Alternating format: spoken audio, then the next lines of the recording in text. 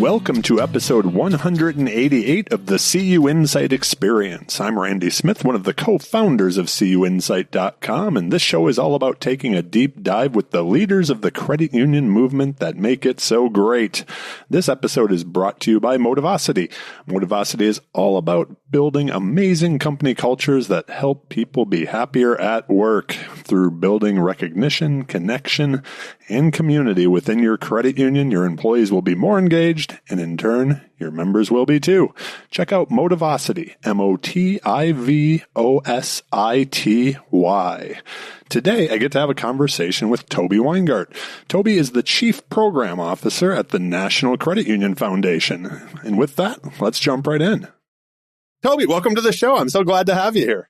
Delighted to be here. Thanks for having me. Like I just mentioned, I was so excited to talk about this. I think most listeners of the podcast know that if any chance I have to talk about DE, I do. So this should just be a whole experience of it. And we've had so many DEs have been, previous guests on the last almost 200 episodes. So I think we're going to have a ton of fun. But for the folks out there that maybe don't know you or don't know you well, how about a little bit of background? Where did the career start to lead you where you are today in credit unions? Because I'm sure you, like most, we didn't grow up going, someday I want to work in credit unions. So we just found our way.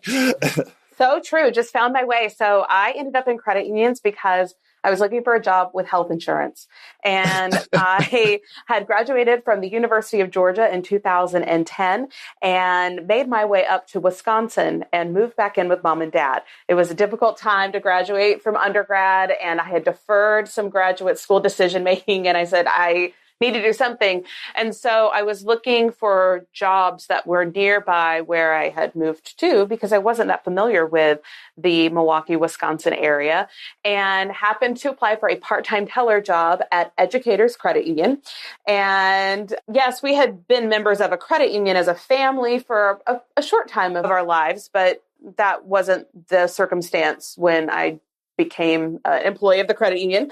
And I was hired in as a loan officer, which is wild when you consider what my credit card balances were when I got out of undergrad. School loans. I know, all of that. So I became a loan officer. And at the credit union, one of the most wonderful gifts we were given was to start out on the teller line. So I was working on the teller line, and then as training opportunities would open up in the training department, then we would go to the next class and learn our next pieces and next steps. So because of the way that I was hired in the schedule, I spent a good 3 months on the teller line before I had the opportunity to go to the next step of training, which was member service, the member service rep job piece of the role. And it was during that time that there were two roles that opened in the training department at the credit union. And they sounded interesting, but I had just been hired in as a loan officer. Why would I have any business applying for training? And it was my branch manager at the time. Her name is Julie Loyo. She pulled me into her office and she said, "You really need to think about applying for this." She said, "I think you'd be a really good fit." And I said, okay, because I knew it was a very popular job. I knew a lot of people wanted that role in the organization, and I got why. You get to meet all these people. You get to talk about all the great things the credit union does. You get to cheerlead them and support them on their journey and their careers. And so I did apply. I did end up moving into training before I even finished my training as a loan officer. Amazing. So, it was where the path was supposed to go. And then after that, I spent a lot of time welcoming new employees, doing new employee orientation, teller training, member service training. I helped support many rollouts of software and programs we were doing for folks at the credit union. So I got to do and learn so much about our credit union because of that role. And it was about 4 years into being a training specialist that there was a call up to do some management. And so Linda Hoover, who's the CEO now of Educators, at the time was the VP of lending. She said, "Hey, we have a branch manager job open at the branch you started at. Maybe you should think about applying for that. I see that could be a good path for you. You have the background in developing people, and I think that'd be really great." I was like, okay, never thought about going back in branch, didn't realize that might be a thing. So applied for it, ended up getting that position. But then the next day, the training manager job opened up as well. And so it was a little bit of like, what am I supposed to do? So ended up having a lot of support from the credit union to say, hey, we have a really good candidate as well that can move into the role of the branch manager job at the location. You move into the training manager role and see where that journey goes. So was a training manager at the credit union for about 3 years. And then the opportunity to go over to the Credit Union National Association came up. So I joined the Credit Union National Association as a instructional design manager for the creating member loyalty solution, as well as helping to design and deliver schools around training, around sales and service, around coaching leadership, and then also had the opportunity to develop what's now the facilitator school that they do over at Now America's credit unions. And so that was fantastic, and had a chance to really look at the solutions that we were offering. And from the lens of being at a natural person's credit union, how could we make those solutions a better fit? How could we consider what's happening in the organizations that we're trying to get solutions to? And how can we make those deliverables even better to help serve our credit unions? And then, of course, life happens. We ended up leaving Wisconsin and moving back down to Georgia because that's where I'm from. And at the same time, around that same time, the opportunity opened up at the foundation. Now, I had been a DE since September of 2013, best class ever. And educators, I was the first DE over at educators. Educators really didn't have a DE they didn't have any folks going through the program at that culture time. Kind of it. Yep. Yeah. I think it was because there were so many other great things happening that we had to focus on those particular pieces. So I kind of blazed the way and said, hey, we need to get folks to go to this. Because I think once they saw it was like 8 days in Madison, living in a dorm, they were like, what is this? What are you going to? And fortunately, my supervisor at the time, Peter, said, go see what this is all about.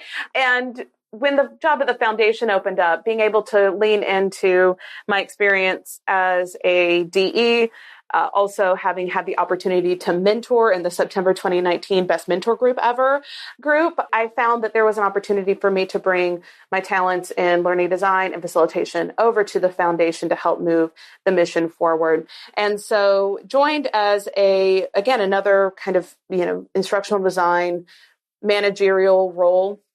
And then about a year and a half into that, became the DE director and started facilitating that program and started looking at new ways to evolve the curriculum and ensure that we were, again, looking at what was happening at the larger credit union system as a whole and what was happening within our credit union spaces and places and how we could bring really important conversations into the classroom. And from there, it's just continued to evolve. Now sitting on the leadership team at the foundation as a chief program officer, which also allows the opportunity to look at our overall education ecosystem and how we deliver mission-based training and really connect the dots for our credit unions and for our system partners when it comes to how can credit unions really deliver on doing social good. I say this just as optimism for the future. There's such a cool opportunity at the foundation to be able to do that on a national level, right? From the mission standpoint. So I'm excited to see what y'all do there. I want to take maybe a little bit of a step back before we step forward here. I was kind of excited to ask you this question. And this is kind of, if you want to say, my one negative question that I will ask, but it's after that, it's all positive because that's the way I like to roll. But when we talk about challenges, I ask this question on every podcast, but with you, you're also another person who really does get to sit that blimp level view of our movement, right? Like you see the people coming through the program, so you're getting to talk to people all the time like we do. But when you look at the challenges out there today for credit unions, like what's the biggest you're feeling that we really need to tackle to maintain our relevance? Let's just use that word going forward. Where I sit in the movement, I have the opportunity to see some of the brightest shining stars in our credit union movement. And I think instead of looking at it as a challenge, we need to look at it as an opportunity. Our opportunity is to figure out how do we retain and elevate that talent within our movement.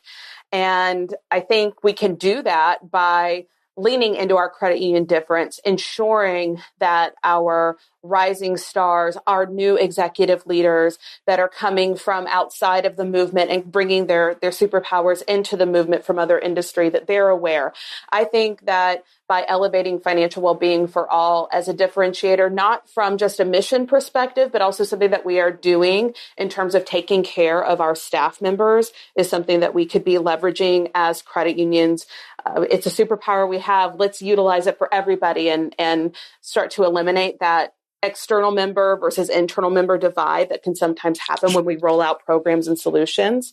And I think then finally continuing to develop our workforce. So yes, leveraging programs like credit union development education, some of the other wonderful programs offered by system partners as well that are out there to develop future leaders, because we have to think not only about how to meet the current moment, but also what's going to be needed to help prepare our movement and the talent within our movement for the future. And so I think those are three ways that we can think about ensuring that our bright shining stars don't dim and lose that spark, because I think that is one of the, dare I say, saddest part sometimes is when I hear folks are leaving the movement after coming through DE. Now, I know they're amazing and they'll go lend their talents elsewhere, but I sure wish we could have kept them in our community. Absolutely. Absolutely. What has you excited that you're working on with CUDE and I guess the foundation as a whole as you look forward? Yeah, there's a lot of exciting things. Right? There's a lot of exciting things happening, Randy. So the first is the DE program has moved its home, and it's been moving to some different homes. We are a traveling DE program in many ways these days, which is fantastic. So because of the wonderful partnerships that we have from TrueStage and Valera, we are able to hold our programs on their campuses to utilize their fantastic facilities and to also show folks in our DE program how Principle 6 works. It's an opportunity to actually practice what we talk about at the front of the room. We are looking at ways and continuing to identify ways on how we deliver programming from a digital perspective. So we just launched our e-learning program called Exploring Our Values that any credit union can access from our website. You purchase it through the America's Credit Union platform, and it's there in your My America's Credit Union profile. So anybody can take that. It's a great solution for your new employee orientation, for your inbound staff that might need to be familiar with what the credit union difference is. It's a quick hit. It's about 20 minutes from start to finish, and it's a great orientation to the credit union movement.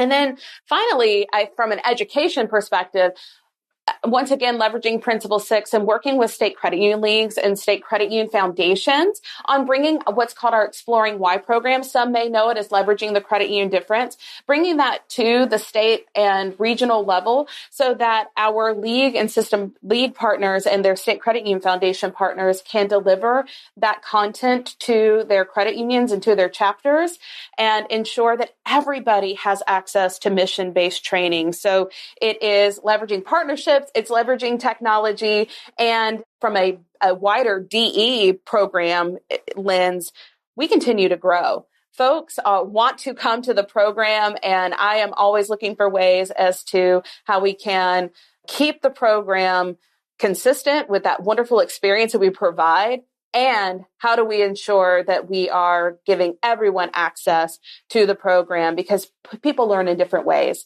And so that is one of the things that we're also working on as well.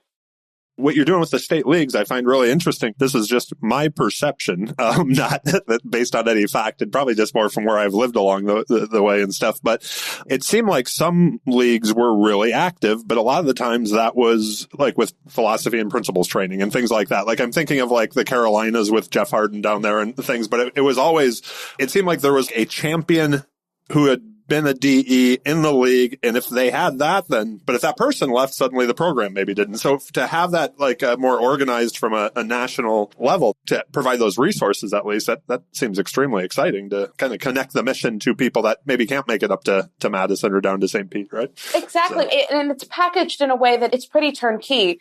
One of the things that I think we sometimes forget is we are all incredibly busy, and it's not because we're busy for busy's sake. We are truly out there doing the work to help advance the credit union movement. So I have to always think about what's the thing I can control and do. Well, we can package this information and we can have discussions and make sure that it's ready to go so that if you need to pick it up and take it to a chapter meeting, you can. Or if you want to evolve it into a principles and philosophies like the wonderful program they're doing down at the Carolinas, then let's talk about that and let's make sure that you have what you need to do it. Because what I have found in my time at the foundation is that what it does is it helps whet people's appetite and they want more. And then that helps grow the DE program. So we talk a lot about how do you empower somebody else? Well, one of the ways that you can empower someone is by providing the stepping stone and then allowing them to run with it and allowing them to grow and encouraging them along the way. And I think we forget that maybe we don't. I think compared to other DE programs that are perhaps a little more, they're smaller because of the countries they're in. Our DE program covers 50 nifty United States and some territories that are within our banking system.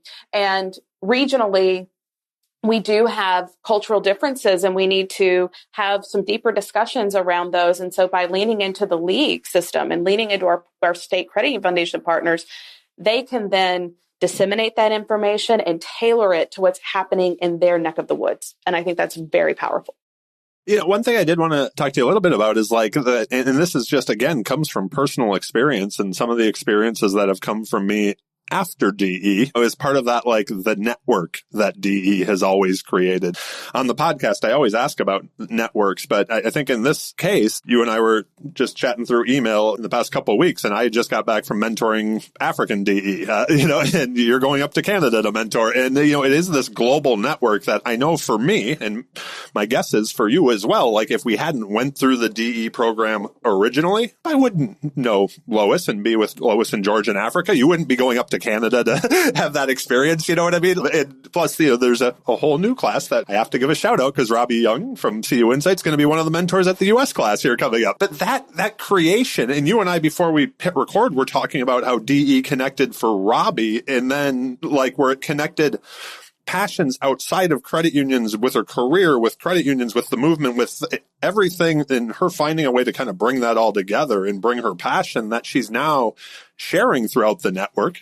I'm not sure that would have happened without DE. So in how she's been able to leverage that DE network, I mean, you sit at the top of that DE network, if you want to say that. And to me, that is it is an impressive thing, not only in our industry / movement, but it is in any industry / to have that kind of global network of people with a similar connection. How do you keep that alive and well? I guess I know that we all have a part in that, but it's on your shoulders, Tobi. We're going to look at you for that. So I think I will give a lot of credit to the DE participants who keep it alive and well.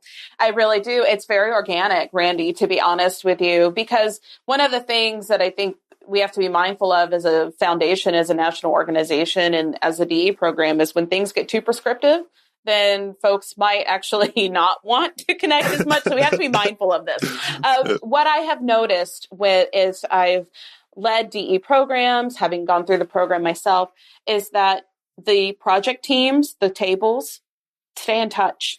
The groups that when we get together for our day of service excursion, when they sit by somebody new, those folks stay connected. So we find that the groups and the teams do it organically. I've got a lot of classes that create their own LinkedIn groups together. We have the Unite CUId Facebook group. So if you're a DE alumni and you're listening to this today, if you're not a part of the Unite CUId Facebook group, I encourage you to join. We will link to that as well in the show notes. It's just a great way to do that. And then we also have gathering at the Governmental Affairs Conference that we encourage not just DEs, but also bring a friend. We'd love to have you bring somebody who's perhaps exploring if this is the right opportunity for them to come and see the program. So I say there's many ways to go about doing it and connecting. I love it. I'd love to talk a little bit to you as we kind of move into the more leadership part of the podcast here. I could talk to you all day about DE because I just love it. But we probably could. We probably could. But I was interested when you were kind of telling like that origin story of you coming up in credit unions. It seemed like you had some, whether they're mentors or peers along the way, colleagues that were just like, you should do this. You should do this. How have mentors played a role in your career?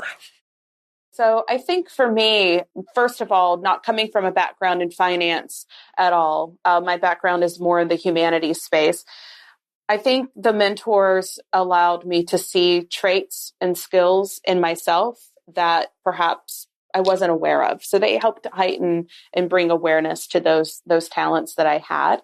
Additionally, I think as I evolved in my career, those mentors also served as sounding boards and as cheerleaders. They were the first people to say, yes, try this, or have you thought about, or were you aware of, or have you considered this? Because, young whippersnapper moving up through the movement pretty quickly and seizing opportunities as they came.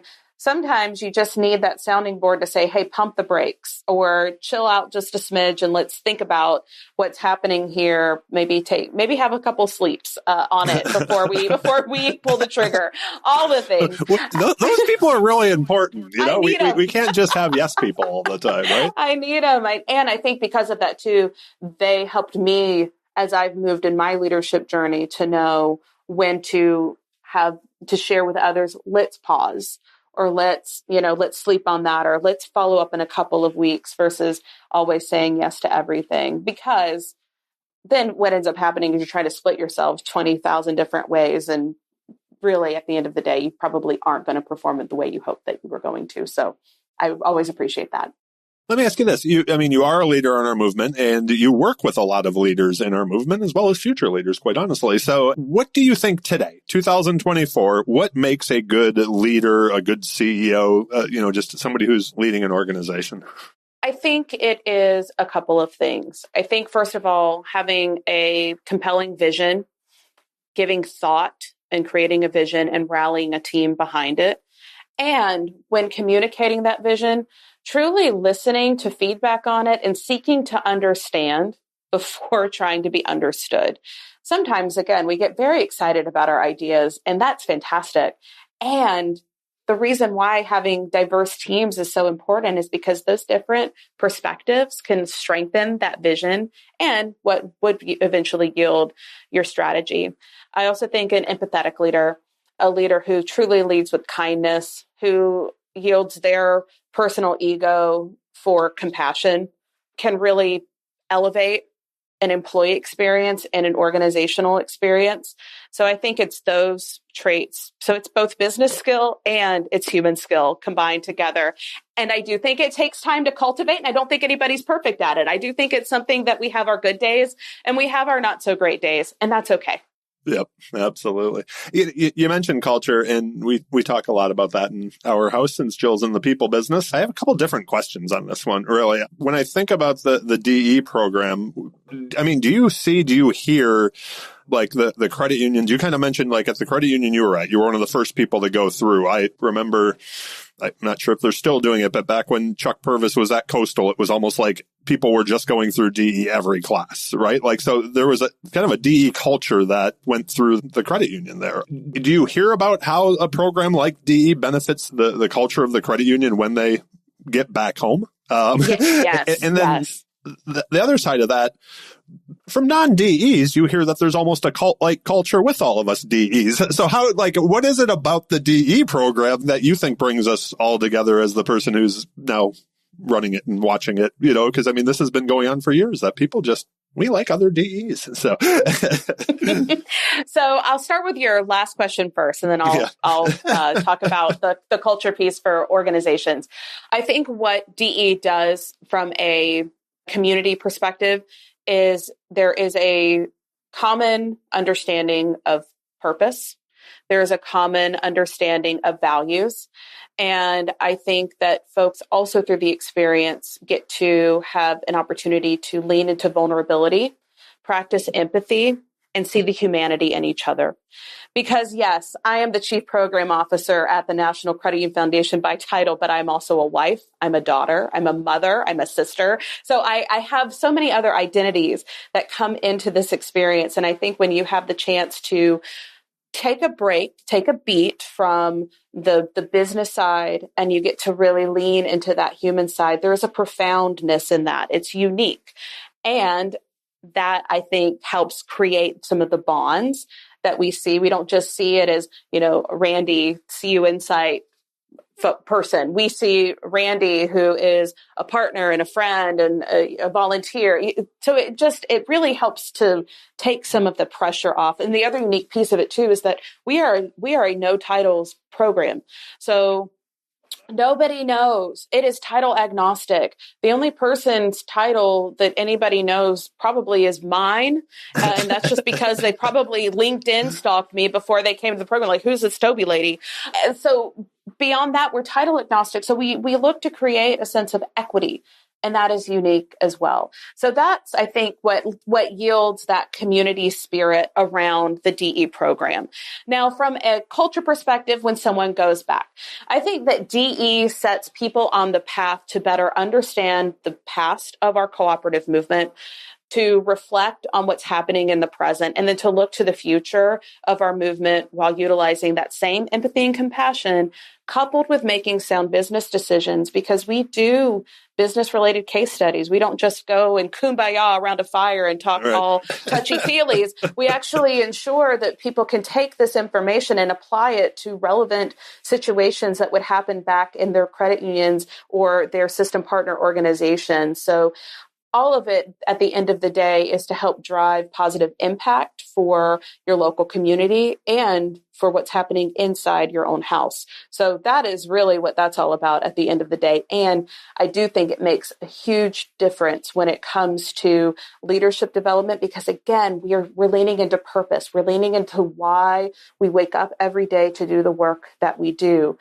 Without that purpose, sometimes, folks just burn out because they're like, I don't really know what I'm here to do. What am I here for? I think that's the big question we all ask ourselves. What am I here to do? What am I here for? And DE helps to maybe piece some of that together. I'm not going to say it's the end all be all, but it can certainly help connect some of the dots. This next question, I think, is another one of these that I was excited to ask you, because I think you're uniquely qualified to answer, but I think it really plays through to even to people that are, say, coming into leadership roles at like a natural person credit union, is most of the time we're not coming into a program that's just getting off the ground. So you came into the DE program with there's a long history of DEs, and there's a long history of that program that people hold very tight. How do you continue to move the program forward, continue to take chances, continue to make change to keep it relevant, and yet still continue, I guess, to say, let's say, honor the foundation that it's built on, much like if a credit union CEO comes into a new credit union, that credit union maybe have been around for 70 years, right? Like there's a history that comes along with it. So I think that is something that often, I think leaders sometimes struggle with that, right? Like where they're just like, I want to make all these changes, but there's a certain pace you have to move, right? So how are you tackling that? And what advice, now that you've been in the role that you're in for a while and you've moved up inside the National Credit Union Foundation overall, what have you been doing to make sure that you're still moving the programs that you touch forward, but also what advice would you have for others as they're moving into leadership roles of organizations that have history? Sure. So I think there's a couple of things. I think it's taking the time to analyze. So really, from a programs perspective and an education perspective, let's take a look at the whole thing from soup to nuts. What's happening here? What are we trying to achieve? And are we meeting the goal? Let's ask some simple questions. If it's meeting the goal, great. Now let's look at it in individual pieces because of the way the program is. We have it all kind of sectioned out. Does each individual piece, is it the strongest it can be to help us meet the goals? So now starting to look at it from the lens of, are we really meeting, again, the moment? What's happening in our credit union ecosystem that we need to address? So a couple of things there from the DE program perspective. Again, coming out of the COVID-19 pandemic back into in-person was quite an experience.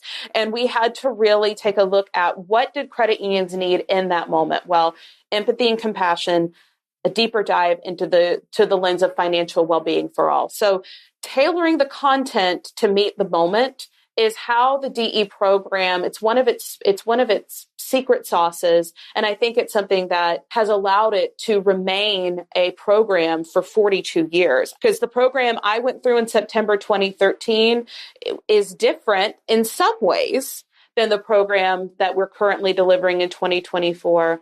But the undercurrent threads that we are here to support economic mobility, that we are here to discuss the socioeconomic challenges of our time, that we are here to discuss them through the lens of empathy and compassion, through the lens of diversity, equity, inclusion, and belonging.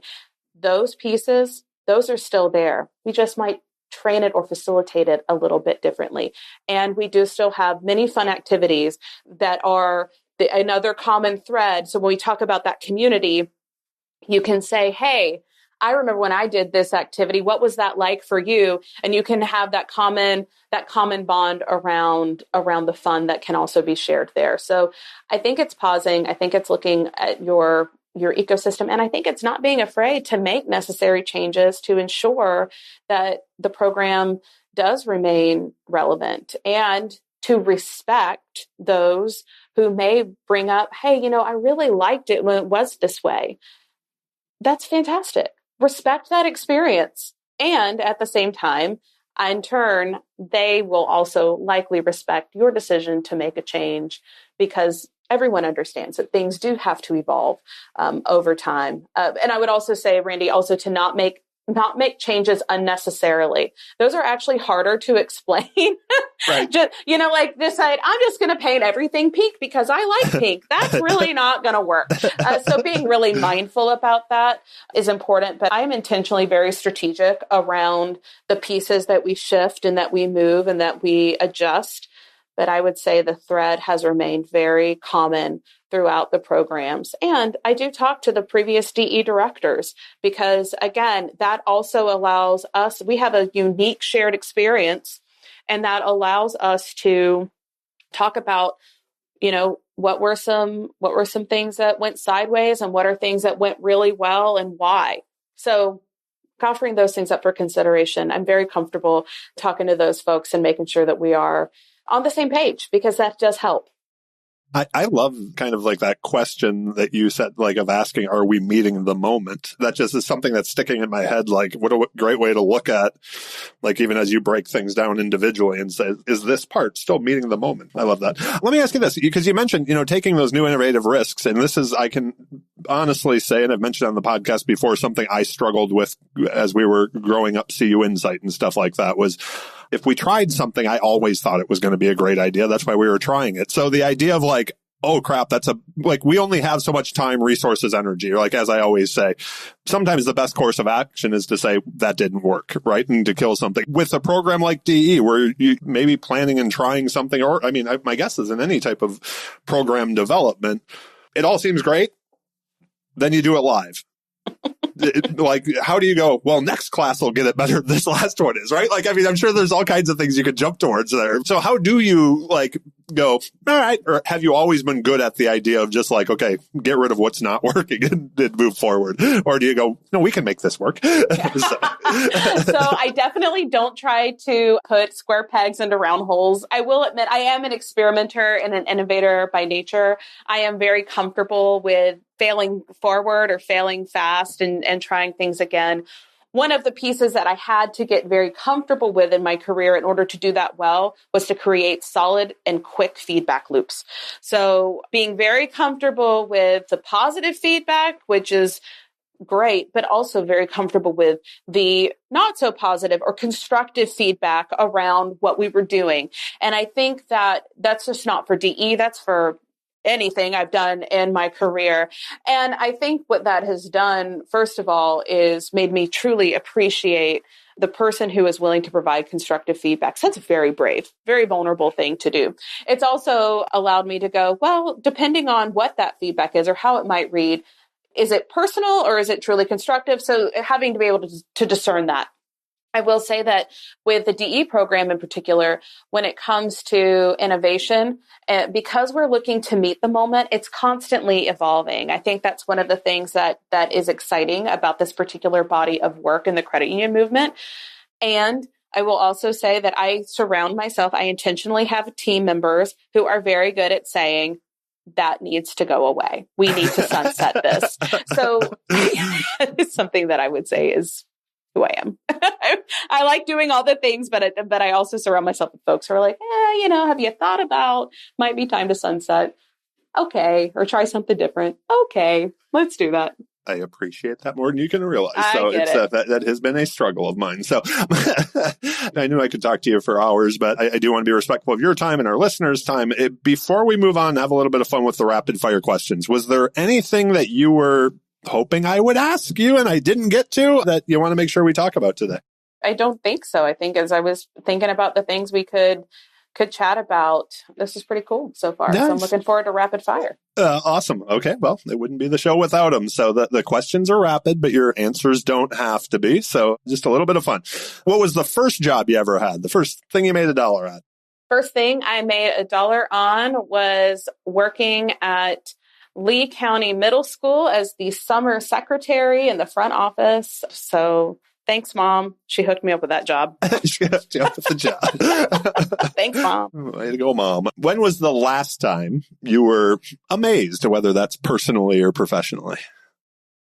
So personally, I think I mentioned I'm a mother, and I'm one of those I'm always amazed by my kids. And sometimes I'll admit this is positive amazement because they do great things. It's also the other side of amazement where I'm like, what just happened? Like, what are we doing?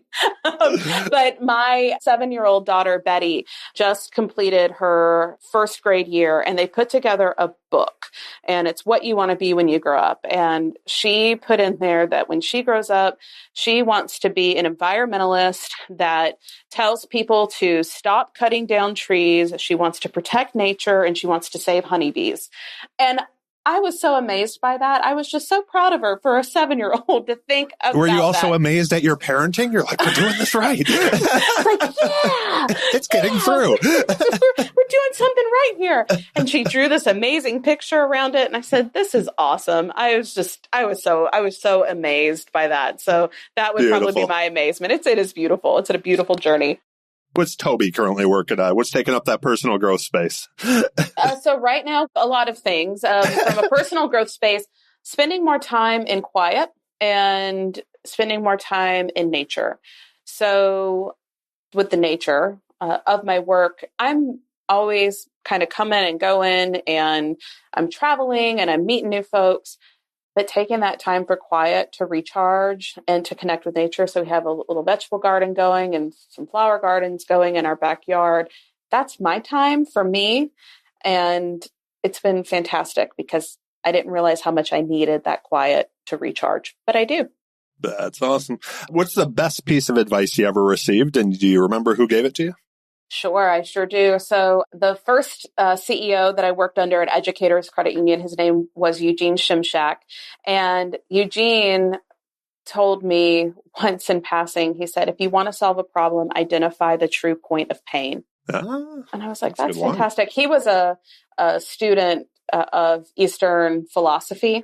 And so that's where it came from. I think it came probably from somewhere in Zen Buddhism, if I had to guess. I was going to say in the Dharma. Is there something you own, and maybe this is a question to ask your husband, that you should really throw out?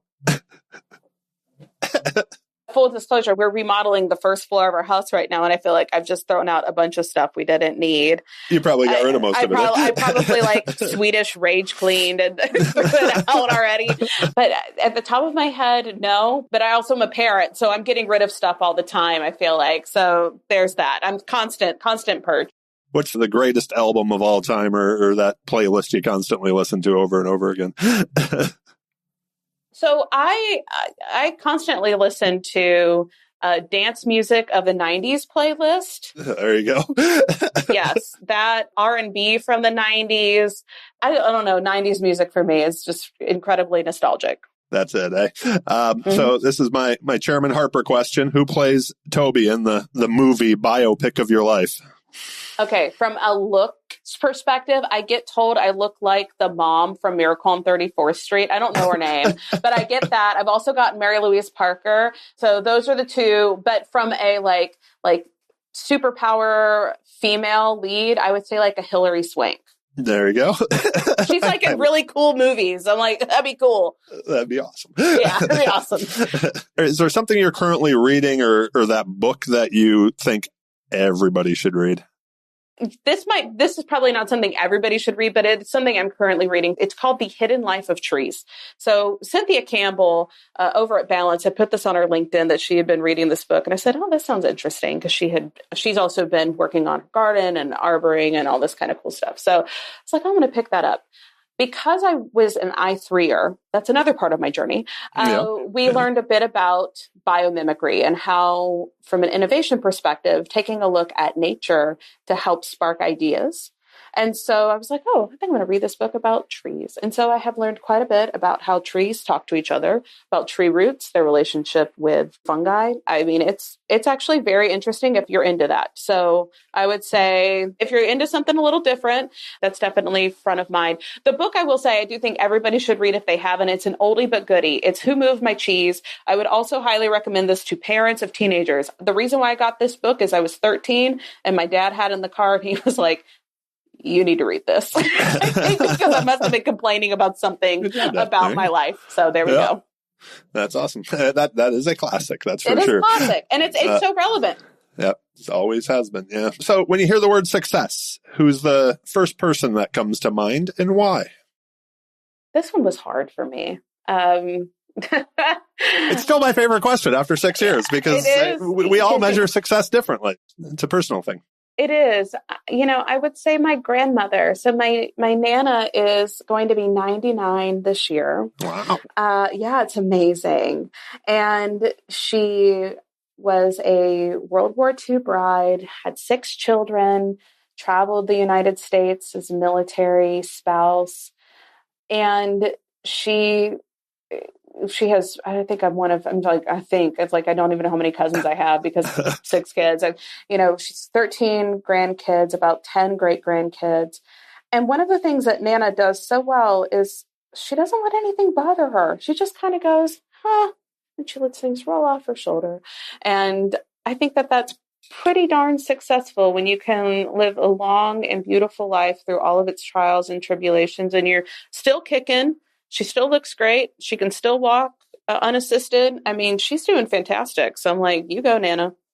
Go, Nana. Go, Nana. And that might be, I'd have to think back on this, but that may be the first shout out for Nana on that question in 180 some episodes. So there have been a lot of moms and dads and, Oprahs and everything else, but Nana, way to go, Nana. That's right. That's right. Last question for you. Do you have any final thoughts you'd like to share with our listeners or an ask of our listeners? I was thinking about this podcast and I think that everybody comes to work and wants to do a fantastic and great job. So what I would ask is think about how we as leaders can continue to create environments where everyone can show up with authenticity, where everybody can show up with their true superpowers, and how we can really lean into our credit union purpose, our credit union mission, our difference, and bridge those things together so that we create the best talent experience for our staff, our credit union ecosystem. That's what I'd say. That's how I do. There you go. That is the perfect way to wrap this up. Thank you so much for being on the show, Tobi. If people have more questions of you, what's your poison? LinkedIn? LinkedIn is fantastic. I think it's Tobi C. Weingart on LinkedIn. I think I'm the only Tobi Weingart right now out there. So Tobi Weingart, and my email is tweingart@ncuf.coop. So that is my email address. Happy to chat with anybody or reach out as you need. Well, thank you so much for being on the show. I greatly appreciate it. I can't wait for our paths to cross again soon. Good luck up in Canada and the next DE class here in the States as well. And as we mentioned, we'll link to everything Tobi and I talked about today on the show notes. So thanks again for being here. And I just have a few things before we go. make sure to check out our sponsor, Motivosity, in the show notes. Motivosity is all about building amazing company cultures that help people be happier at work, and we greatly appreciate their support for allowing us to have this much fun doing what we do. Please also subscribe to the CUInsight Experience on your favorite podcast player. We are on them all: Apple, Spotify, Amazon, whatever it happens to be. Also, if you're looking for a book mentioned on the show, like today, a quick Google of the CUInsight Experience podcast book list and your next read is on its way from Amazon, or download it on Audible. Last but certainly not least, I want to thank all of you for listening. Y'all rock, and I appreciate each and every one of you. Be well, friends.